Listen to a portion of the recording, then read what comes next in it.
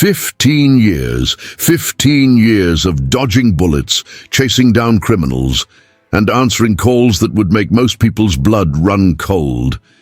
15 years on the force, and Michael Carter had finally earned his reward. A beautiful two-story colonial in the heart of Oakwood Hills, a neighborhood he'd only ever patrolled from the outside looking in.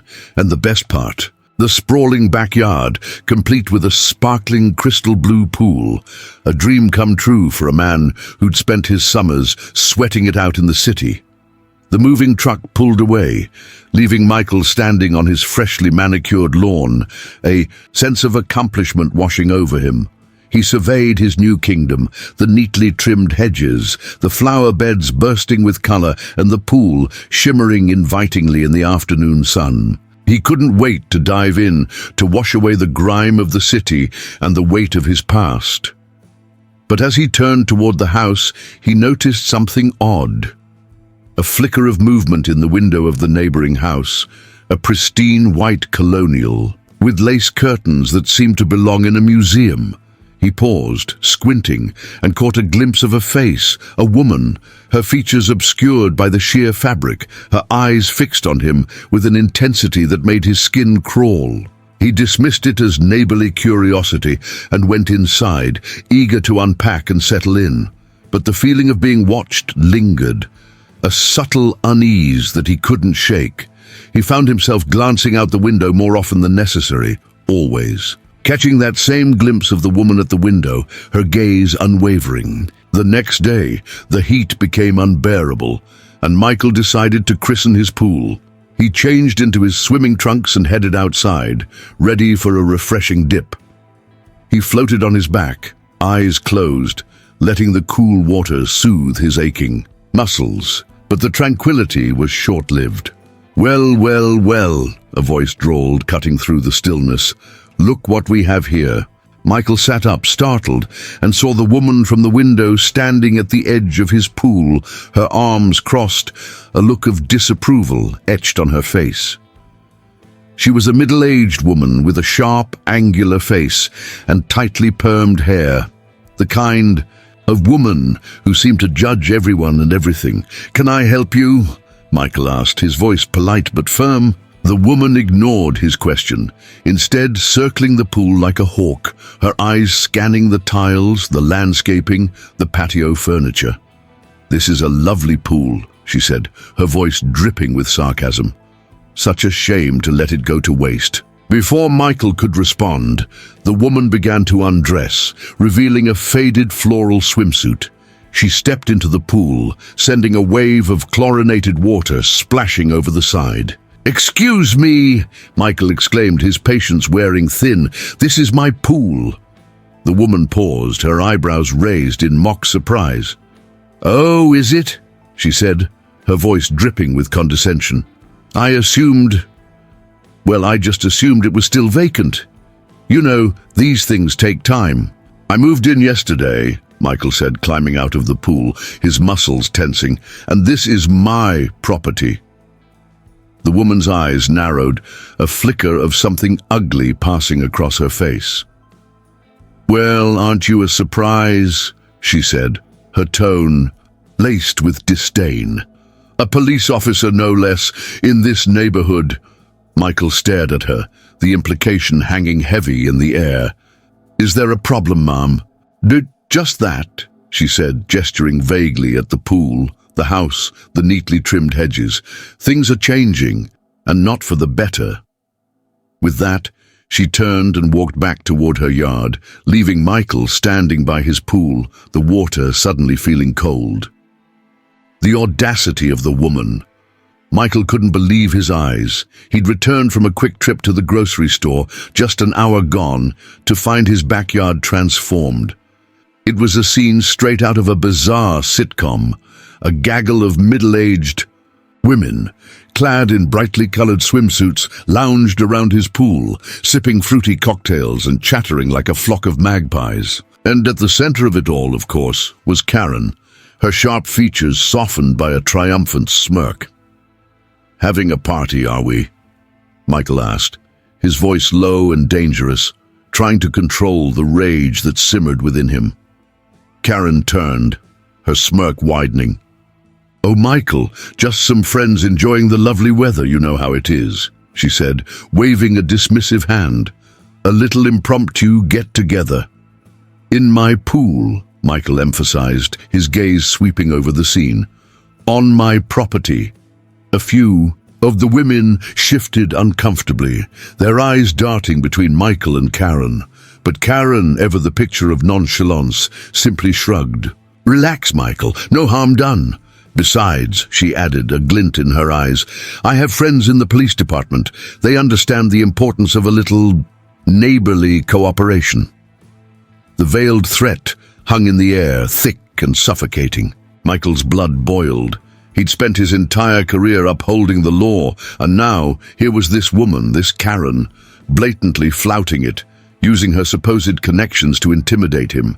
He knew he couldn't let this go. He couldn't let her believe she could get away with trespassing and intimidation. He needed proof. He excused himself and went inside, his mind racing. He remembered the security cameras he'd installed just that week, a precaution he'd taken after. Noticing Karen's persistent staring, he pulled up the footage on his computer, his heart pounding. What he saw confirmed his suspicions. And then some. The cameras had captured Karen's every move. She was a constant presence, a shadowy figure, lurking at the edge of his property. She'd been meticulously monitoring his comings and goings, checking the gate, peering through his windows, even attempting to use an old-fashioned key to unlock his back door. The footage from earlier that day was particularly damning. It showed Karen ushering her friends through the gate, a mischievous grin on her face. She'd clearly planned this little impromptu get-together, using Michael's absence as an opportunity to turn his backyard into her personal playground. Michael stared at the screen, a mix of anger and disgust churning in his stomach. This wasn't just a simple case of trespassing.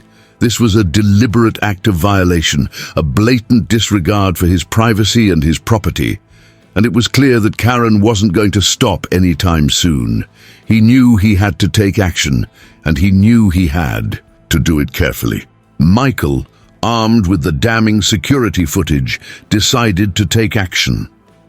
He dialed the non-emergency police line, his voice tight with controlled anger. He explained the situation, the repeated trespasses, the blatant disregard for his property, and the veiled threats Karen had made. Within minutes, a patrol car pulled up to his driveway. 2 officers, both familiar faces from his days on the force, stepped out. They listened intently as Michael recounted the events, their expressions growing increasingly grim as they watched the security footage. They approached Karen's house, their knock echoing through the quiet neighborhood. Karen answered, her eyes widening in surprise as she saw the officers. She tried to bluff her way out of it, claiming it was all a misunderstanding, a simple case of neighborly misunderstanding. But the officers, armed with Michael's evidence, were unmoved.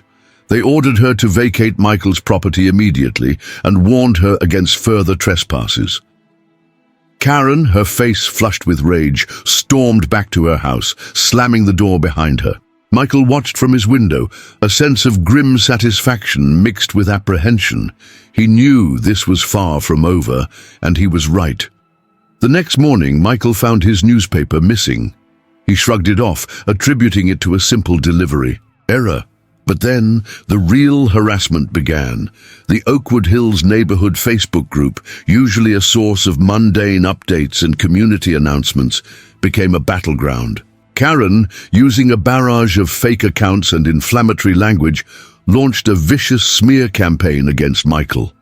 She painted him as a troublemaker, a bully, a danger to the neighborhood. She accused him of harassing her, of making false accusations against her. The other residents caught in the crossfire were left confused and bewildered. Then came the letters. Official-looking envelopes arrived in Michael's mailbox, each containing a complaint from the Homeowners Association, HOA. He was accused of violating various HOA rules: overgrown hedges, unapproved patio furniture, excessive noise. Each complaint was a blatant lie, fabricated by Karen in her campaign to discredit him. But the most insidious attack was on his garden. The meticulously landscaped flower beds, once a source of pride, began to wither and die. He examined the plants, his heart sinking as he found the telltale signs of herbicide.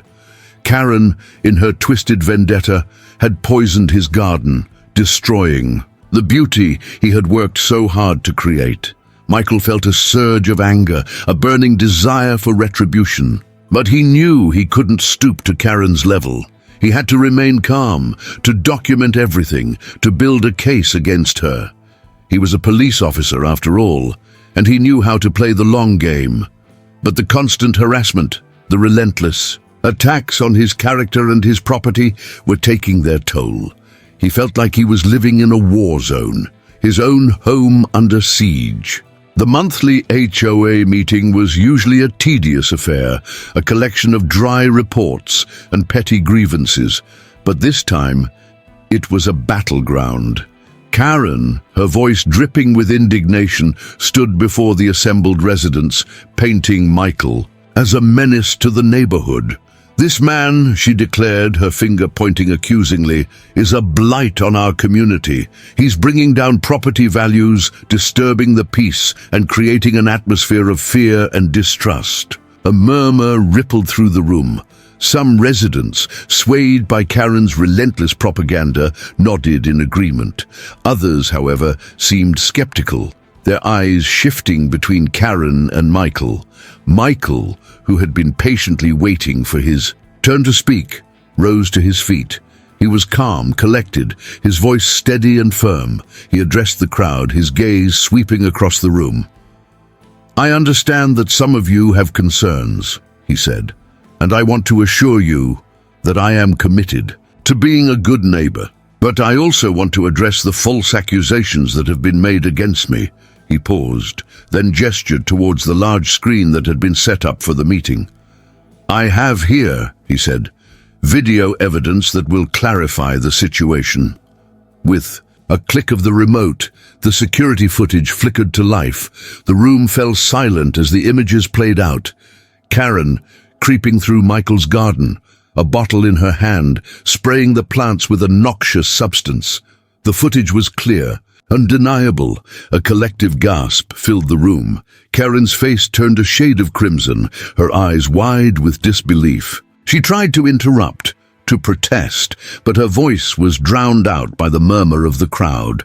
Michael continued to narrate the video, pointing out the dates and times, the deliberate nature of Karen's actions. The evidence was irrefutable. Meeting erupted into chaos. Residents, their anger fueled by Karen's deceit, turned on her, their voices filled with condemnation. Karen, exposed and humiliated, stormed out of the room, her reputation in tatters. Michael had won the battle, but the war was far from over. The next day, he found his pool filled with suds, a thick layer of foam obscuring the water. Karen, in her relentless pursuit of vengeance, had poured a massive amount of soap into the pool, rendering it unusable. Michael stared at the foamy mess, a sense of weary resignation washing over him. He knew that Karen wouldn't stop, that she would continue her campaign of harassment, fueled by her own twisted sense of entitlement. He also knew that he wouldn't back down, that he would continue to fight for his right to live in peace. The battle lines had been drawn, and he was ready for the long haul. Michael knew Karen wouldn't stop. She was a creature of habit, driven by an insatiable need for control and a complete disregard for boundaries. He also knew she couldn't resist his pool. It was a symbol of his success, a testament to his hard-earned slice of the American dream, and Karen, in her envy, craved it. So Michael decided to give her exactly what she wanted, with a twist. He devised a plan, a meticulously crafted act of poetic justice. He knew Karen and her friends were fond of expensive, high-end sunscreen, the kind that promised to protect their delicate skin from the harsh rays of the sun. He also knew that certain dyes reacted strongly with the chemicals in those sunscreens. He purchased a special non-toxic dye, a vibrant shade of emerald green. He carefully added it to his pool, knowing it would remain invisible until it came into contact with the specific chemicals in Karen's sunscreen. He waited, patiently, like a predator stalking its prey. And sure enough, Karen took the bait. A few days later, Michael returned home to find his backyard once again transformed into a raucous pool party. Karen and her friends, decked out in their designer swimwear, were lounging by the pool, their voices echoing through the neighborhood. Michael watched from his window, a sense of anticipation building within him. He saw Karen, her face flushed with triumph, raise her glass in a mock toast. "To good neighbors," she declared, her voice dripping with sarcasm. Then, with a collective squeal of delight, they plunged into the pool. For a moment, nothing happened. Then a collective gasp rippled through the group. They looked at each other, their eyes wide with disbelief. Their skin, once a picture of sun-kissed perfection, was now turning a vivid, almost neon green. The transformation was instantaneous, dramatic, and utterly hilarious. Karen and her friends, now sporting a shade reminiscent of swamp creatures, scrambled out of the pool, their faces a mix of horror and mortification. Michael, unable to contain his laughter, stepped out onto his patio. "Having a little trouble with your tans, ladies?" he asked, his voice laced with amusement. Karen, her face contorted with rage, glared at him. "You did this," she shrieked, her voice hoarse. "You poisoned us." "Poisoned you?" Michael retorted, his smile widening. "Don't be ridiculous, Karen. It's just a little temporary enhancement. Besides," he added, his eyes twinkling, "green is a very fashionable color this season." He watched as Karen and her friends, their green skin glowing under the afternoon sun, scurried back to her house, their pool party ruined, their dignity shattered. He knew this was just another skirmish in their ongoing battle, but for now, he allowed himself a moment of satisfaction.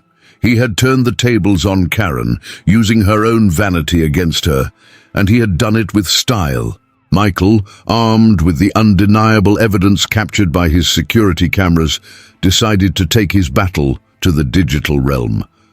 He meticulously edited the footage, adding a touch of humor with a playful soundtrack and witty captions. He created a short video, a mini-documentary titled Karen versus the Green Pool, chronicling Karen's escalating campaign of harassment, culminating in the hilarious spectacle of her and her friends turning into a pack of emerald-skinned pool dwellers. He uploaded the video to his social media channels, sharing it with his friends and neighbors. He knew it was a risk, a gamble, but he also knew that Karen's actions couldn't go unchecked. The video went viral. It spread like wildfire, shared and reposted across social media platforms. The hashtag #GreenPoolKaren became a trending topic, a symbol of entitled behavior and neighborly discord. The video was picked up by local news outlets, then by national ones. Karen's face, now a shade of green thanks to a strategically placed screenshot, was plastered across television screens and newspaper headlines. The backlash was swift and severe. Karen's reputation, already tarnished by her behavior, was now completely destroyed. Her employer, a prestigious real estate firm, was inundated with calls and emails demanding her termination. They couldn't afford the negative publicity, the association with a woman who had become a symbol of everything that was wrong with entitled homeowners. Karen tried to defend herself, issuing a series of increasingly desperate statements, claiming she was the victim of a targeted attack, that the video had been manipulated, that Michael was the real villain. But her pleas fell on deaf ears. The public had made up its mind. The ridicule was relentless. Memes and parodies flooded the internet, turning Karen into a figure of fun, a cautionary tale. Her attempts to explain only fueled the fire, turning her into a laughingstock. The pressure became unbearable. Karen, her life in Oakwood Hills shattered, her career in ruins, was forced to make a difficult decision. She put her house on the market and moved away, seeking refuge in a new neighborhood, a new life. Michael, meanwhile, became a local hero, a symbol of resilience and neighborly justice. His video served as a reminder that even in the age of social media, actions have consequences, that bullies and harassers can be held accountable, and that sometimes a little bit of green dye can go a long way. With Karen gone, a palpable shift occurred in Oakwood Hills. The neighborhood, once fractured by Karen's divisive tactics, began to heal. Residents, previously hesitant to engage with Michael, approached him with newfound warmth. They admitted to witnessing Karen's bullying behavior, her constant attempts to stir up trouble, but had felt intimidated to speak out. The pool, once a battleground, became a symbol of unity. Neighbors gathered for impromptu barbecues, children splashed and laughed, and friendships blossomed. Michael's backyard, once a source of conflict, transformed into a vibrant community hub. The HOA meetings, once filled with Karen's petty grievances, now focused on genuine community issues. The neighborhood Facebook group, once a platform for Karen's smear campaigns, became a place for sharing recipes, posting lost pet notices, and organizing neighborhood events. A year passed. Oakwood Hills thrived, a testament to the resilience of community and the power of unity. Michael, looking out at the laughter and camaraderie surrounding his pool, felt a sense of peace he hadn't experienced since moving in. Then he received a phone call from a former colleague, a detective in a neighboring county. Karen, it seemed, hadn't changed her stripes. She had settled into a new neighborhood and within months had resumed her campaign of harassment, targeting a new set of unsuspecting neighbors. Michael sighed. Some people, he thought, were simply incapable of change. They were trapped in their own cycle of negativity, driven by their own insecurities and a need for control.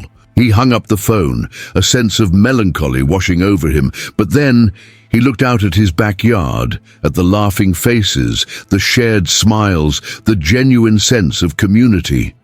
And he knew that Karen's actions, though regrettable, had ultimately brought his neighborhood closer together. They had learned to stand up to bullies, to support each other, to build a community based on respect and understanding. And that, he thought, was a victory worth celebrating. This story, while laced with humor and a touch of the absurd, carries a profound message that resonates deeply with those of us who have lived a few decades. It speaks to the enduring values of resilience, community, and the unwavering pursuit of justice.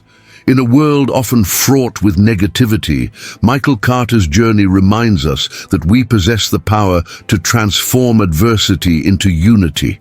Life, like any neighborhood, presents us with challenges, with individuals who seek to disrupt our peace. But as this tale illustrates, we are not powerless. We possess the strength to stand our ground, to protect our values, and to foster a sense of belonging. The bonds of community, forged in shared experiences, can withstand even the most turbulent storms. And perhaps the most crucial lesson is that some individuals, despite our best efforts, may never change. Their negativity, their need for control, is an ingrained part of their character. But that doesn't mean we should surrender to their influence. Instead, we can choose to focus on building our own havens of peace, on cultivating relationships that nourish our souls, and on creating a legacy of kindness and understanding.